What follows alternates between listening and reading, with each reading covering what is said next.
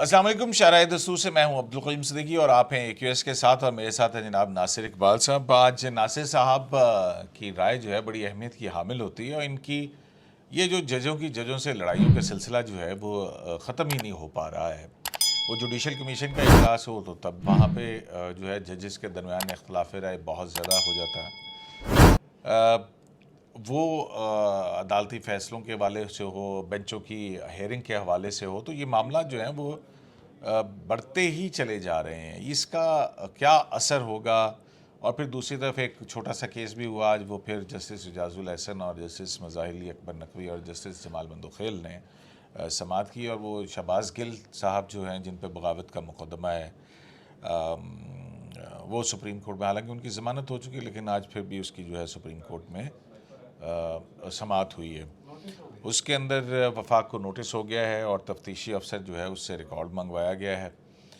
और दूसरा, जस्टिस मुज़ाहिर अकबर नकवी साहब का बड़ा अहम रिमार्क है कि अब क्या पुलिस ने शहबाज शरीफ की ज़ुबान को रिकवरी करनी थी, यानी कि क्योंकि तकरीर थी, तकरीर का मतन सामने था, तो अब क्या रह गया, क्या वो ज़ुबान रिकवर करना थी? और इससे अलावा बहरहाल ये जज साहबान कुछ भी कह सकते हैं।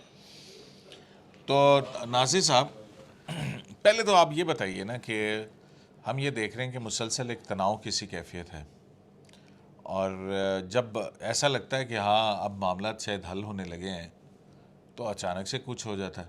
अब आप मुझे ये बताइए कि ये जो नया हालिया तनाज़ा है, जो नए अदालती साल की तकरीर से शुरू हुआ है, इसमें कसूर किसका ज़्यादा है? शुक्रिया करीम साहब। देखें, कसूर ये एक तरह से ना, एक अंग्रेज़ी का मुहावरा है ना, डर्टी लिनन धोना सबके सामने, ये दोनों साइड से हो रहा है और ये तरीका अनफॉर्चुनेट है, ऐसा होना नहीं चाहिए। दोनों साइड से क्या हो रहा है मतलब?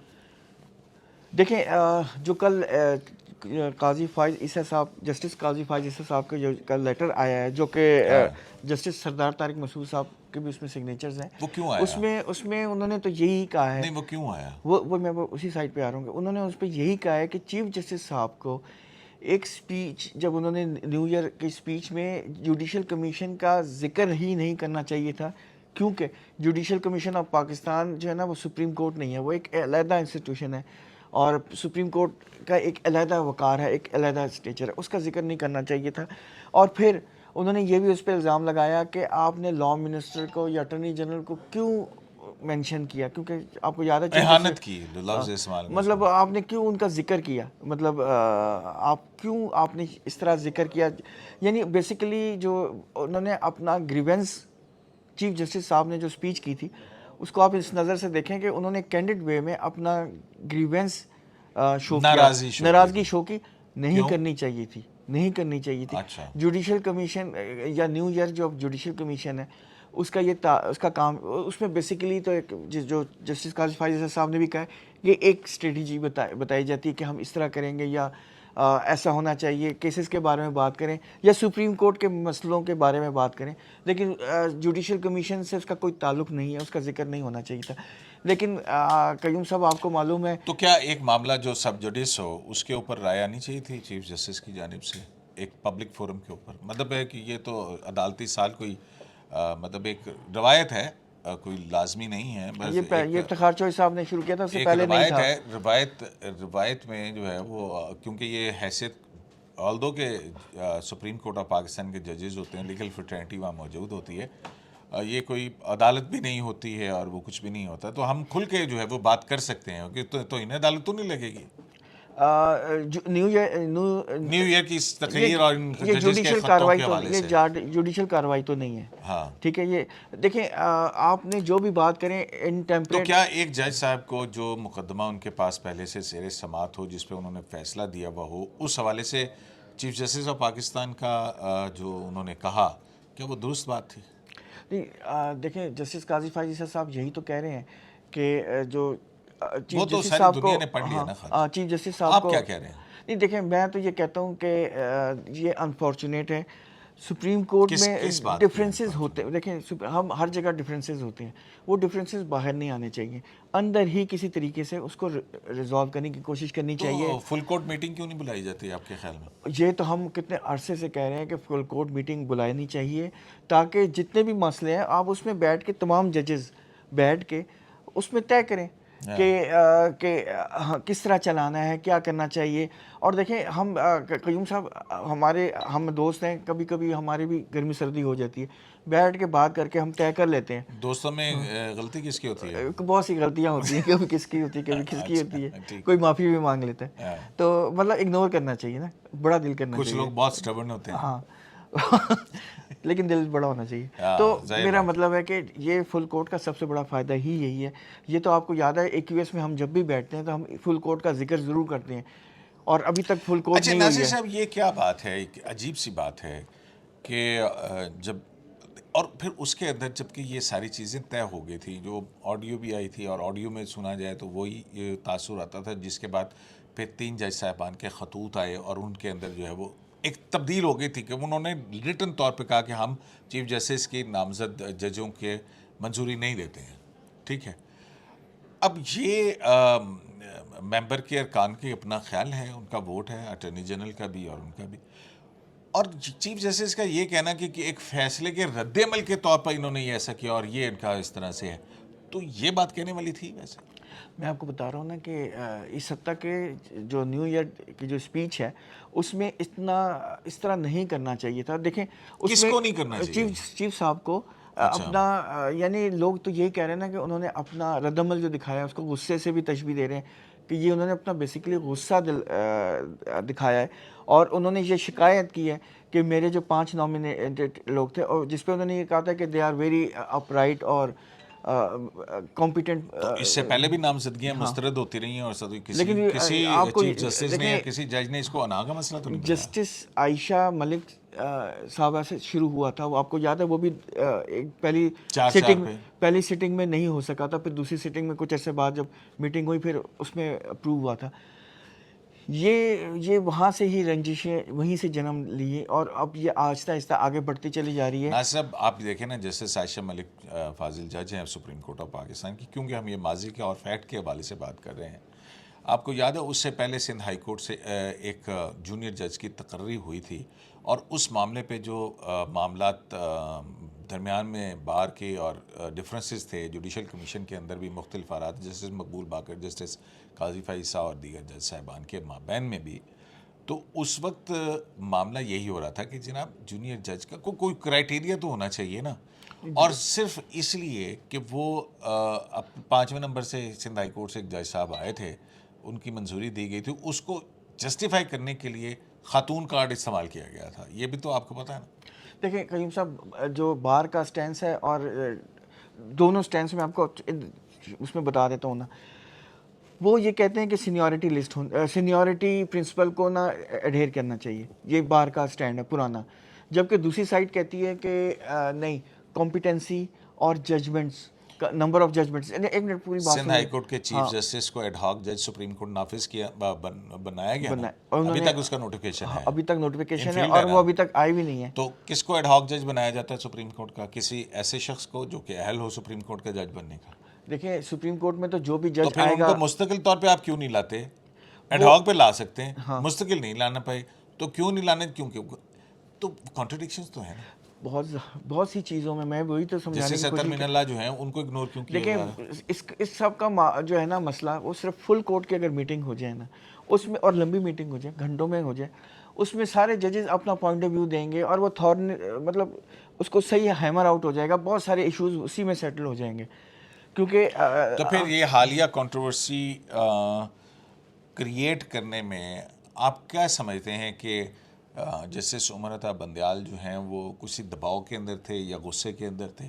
और फिर अगर ये हम कहें कि जैसे कि वो नाराज़ी उनकी शो कर रहे थे वो सारी इस मामलात के ऊपर, तो उसकी क्या वजह हो सकती है? और फिर एक और सवाल पैदा होता है कि क्या फिर अब वफाकी हुकूमत के हवाले से इतना ग्रेवेंस है, उन्होंने सरेआम शो किया है, और वो ज़ेर समात मुकदमात जिनके ऊपर उन्होंने राय दे दी है, अब उनकी अगर रिव्यू के अंदर, ज़ाहिर है चीफ जस्टिस का इख्तियार है कब वो रिव्यू पे लगाते हैं या नहीं लगाते हैं, और वफाकी हुकूमत के मुकदमात को उनको सुनना चाहिए, क्योंकि मुझे याद है वो 5 रुकनी बेंच जिसमें जस्टिस उमर अता बंदयाल साहब भी उस बेंच का हिस्सा थे, चीफ जस्टिस साबिक गुलजार अहमद साहब की सरबराही में, एक ऑर्डर जिसने पास हुआ था। जस्टिस काजी फैज ईसा के ऊपर इमरान खान से मुतल्लिक मुकदमा सुनने पर पाबंदी आयद कर दी थी। तो क्या उस जजमेंट को फॉलो करेंगे अपना लेकिन वो उमर अता बंदयाल साहब? चीफ जस्टिस साहब ने की थी ना, तो फॉर्मर चीफ जस्टिस साहब ने की थी बेंच ना। में कौन कौन था? नहीं, मेरा मतलब है कि बेंच में कौन था? उमर अता बंदयाल साहब थे ना? हाँ, तो वो अब वो चीफ जस्टिस है ना। हाँ, तो मेरा ये कहने का मकसद है कि फॉर्मर चीफ जस्टिस ने की थी ना, तो वो तो जुडिशियल मास्टर ऑफ रोस्टर है ना, केस तो उन्होंने लगाना है, अब ये उनकी मर्जी है उसमें बैठे ना बैठे। तो वैसे बैठना चाहिए अब। देखिए, मेरा तो ये है कि जो न्यू जुडिशियल ईयर में जो स्पीच थी ना, वो उस पर उन्होंने इस ज़रूरत से ज़्यादा, जो लेटर में भी लिखा हुआ है, नहीं बोलना चाहिए था उनको। अपना गुस्से का इजहार, जो केस हो गया, वो पब्लिक डोमेन है, उसमें लोग करते रहे राय, लेकिन आप चीफ जस्टिस का जो स्टेचर है उसके मुताबिक वो ये बात नहीं उन्हें कहनी चाहिए कि इसमें फलां का रोल था, बार ने एक ऐसा रोल प्ले किया, पार्टिजान रोल प्ले किया, या फेडरल गवर्नमेंट ने वो काम नहीं किया जो इंडिपेंडेंस ऑफ जुडिशरी के। किस बुनियाद पे कहा ये? जो मतलब एक तो उन्होंने ये कहा ना कि फुल कोर्ट की डिमांड आ रही थी, और वो अनजस्टिफाइड। हाँ, आपने डिसमिस कर दिया, वो तो सबको एवरीबॉडी नोज दिस। बिल्कुल। अच्छा, ठीक है, आपने उसकी वो आपका राइट था, आपने डिसमिस कर दिया। हाँ, तो लेकिन ये कहने की ज़रूरत नहीं है कि वो आप अपनी जजमेंट में बेशक लिखते हैं कि नो लीगल ग्राउंड, और उसको जस्टिफाई भी कर दें, लेकिन इस 63A की जजमेंट तो आज तक आपने लिखी नहीं है। कितना अर्सा हो गया? काफ़ी टाइम हो गया, और उसमें जो जिन जज डिसेंटिंग की थी उनके, वो बनी गाला को रेगुलराइज करने वाली जजमेंट भी आप कितने साल हो गए नहीं आई है।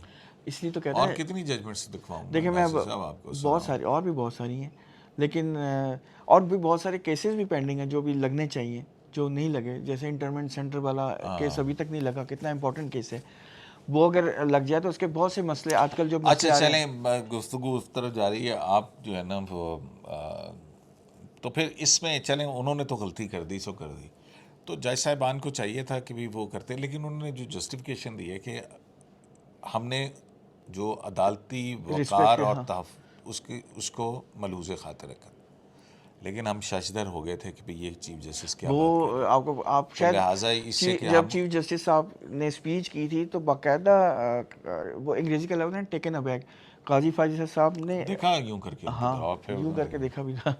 तो वो बहरहाल ये जो है ना, we are living in interesting times. ये पाकिस्तान में वैसे ही बहुत सारे मसले, अब ये हर रोज़ एक नया एक इशू खुल जाता है। ये एक highest court of the country, मतलब टॉप कोर्ट है ना, इसकी जो डिफरेंसेस है वो सामने आनी नहीं चाहिए। लोगों का ट्रस्ट जो है वो ख़राब होता है, क्योंकि इसने इंसाफ देना है, और ये एक कॉन्स्टिट्यूशनल कोर्ट है। तो इनकी जो अंदर की जो चीज़ें होती हैं, डिफरेंसेस, फ्रिक्शंस हर जगह होती हैं, वो अंदर। ये बताएं, शहबाज गिल साहब के केस में आज क्या हुआ, बस मुख्तसर सा, ताकि हम इसको क्लोज करें। असल में शहबाज गिल साहब आज जो उनके हैं वकील सलमान सफदर, उनका यही कहना था कि ये पाकिस्तान की हिस्ट्री में पहला केस है जिसमें एक तो उनका ये कहना था कि जो इंटरव्यू दिया गया था वो PTCL लाइन में था, वो सेल फ़ोन में था ही नहीं। तो ये फ़ोन हर दफ़ा प्रोसिक्यूशन फ़ोन की रिकवरी के लिए रिमांड क्यों ले रहे थे? और फिर उन्होंने कहा कि अगर आप अगर ये इस तरह के रिमांड देते रहे तो ये जुडिशल सैंक्शन है कि कस्टोडियल किलिंग टॉर्चर के ऊपर, यानी कि आप किसी भी अक्यूज़ को पकड़ें और उसको रिमांड, वो तो ज़ाहिर है 24 घंटे तो पुलिस रख सकती है, उसके बाद उसको रिमांड लेना होता है फ़िज़िकल रिमांड के लिए।